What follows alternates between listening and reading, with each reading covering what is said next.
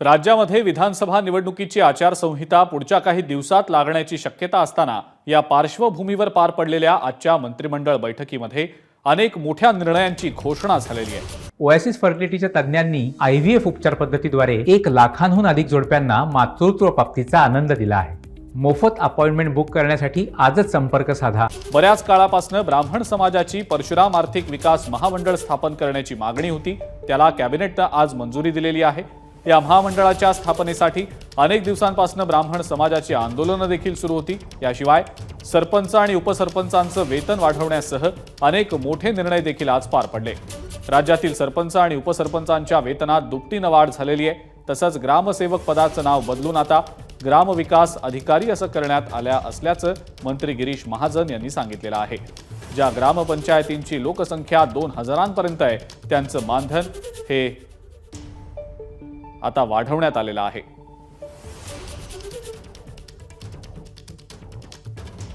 ज्या ग्रामपंचायती लोकसंख्या 2000 पर्यंत आहे त्या सरपंचाचं मानधन 3000 रुपयावरून आता 6000 रुपये झालेलं आहे। त्याचबरोबर उपसरपंचाचं मानधन रुपये 1000 होतं ते आता 2000 करण्यात आलेलं आहे। हे 2000 पर्यंत लोकसंख्येसाठी आहे। ज्या ग्रामपंचायती लोकसंख्या 2000 ते 8000 पर्यंत आहे त्या सरपंचाचे मानधन 4000 रुपये होते ते आता 8000 रुपये करण्यात आलेले आहेत। आणि उपसरपंच हे 1500 रुपयावरून 3000 रुपयापर्यंत त्याची वाढ झालेली आहे, म्हणजे दुपटीने वाढ झालेली आहे।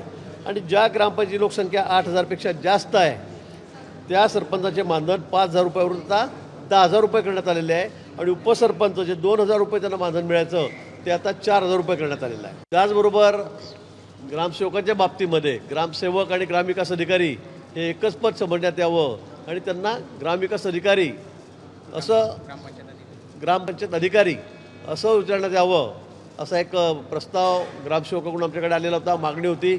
आज त्यालाही मान्यता या ठिकाणी देण्यात आलेली आहे। कॅबिनेटच्या बैठकीमध्ये आज नेमके कोणकोणते निर्णय घेण्यात आलेत आपण पाहूया।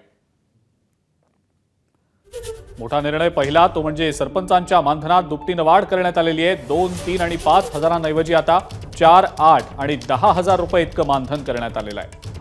उपसरपंचांना 1, 1.5 आणि 2 ऐवजी आता 2, 3 आणि 4,000 रुपये इतकं मानधन मिळेल। तर ग्रामसेवक वा ग्रामविकास अधिकारी आता ग्रामपंचायत अधिकारी म्हणून ओळखले जातील।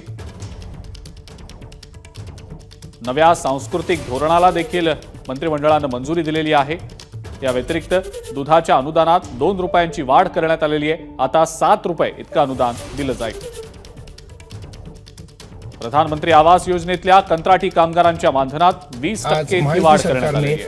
ब्राह्मण समाजाच्या तर जळगाव जिल्ह्यात 250 कोटी रुपयांचं नवं क्रीडा संकुल उभारलं जाईल।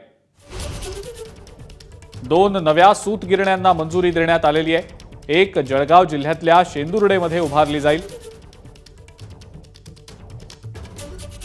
राज्यातल्या 14 ITIना महापुरुष आणि विशेष कार्य केलेल्यांची नावं दिली जाणार आहेत। या व्यतिरिक्त ब्राह्मण समाजाच्या विकासासाठी परशुराम आर्थिक विकास महामंडळाला सुद्धा मंत्रिमंडळानं मंजुरी दिलेली आहे।